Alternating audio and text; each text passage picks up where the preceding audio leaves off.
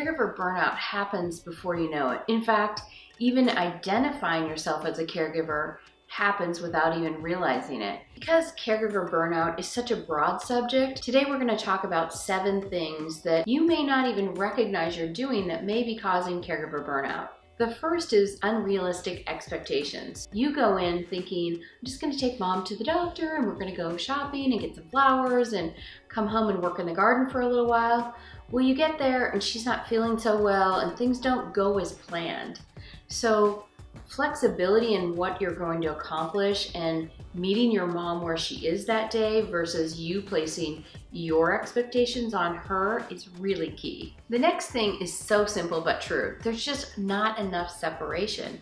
You don't have enough time away from one another. Caregiving is exhausting both physically and emotionally.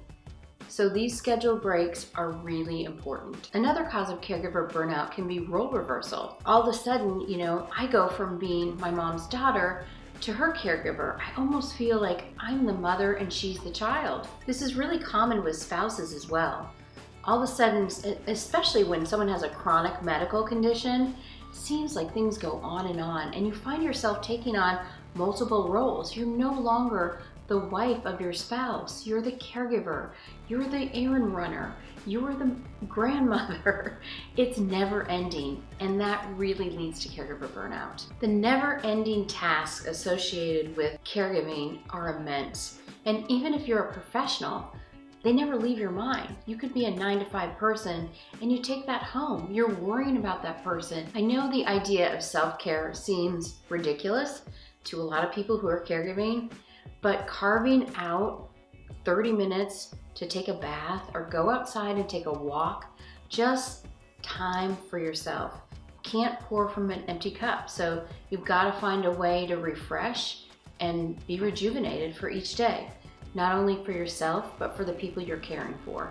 Perfectionism is another thing that causes caregiver burnout. This is usually caused by a fear of failure and what needs to be improved versus what needs to be accomplished. Lastly, unspoken feelings. If you're not talking about these things, what happens is you end up showing up late, you're grouchy, you're short with your mom, just like, hurry up, get in the car, like, we're gonna be late, let's go. You lose that sense of empathy.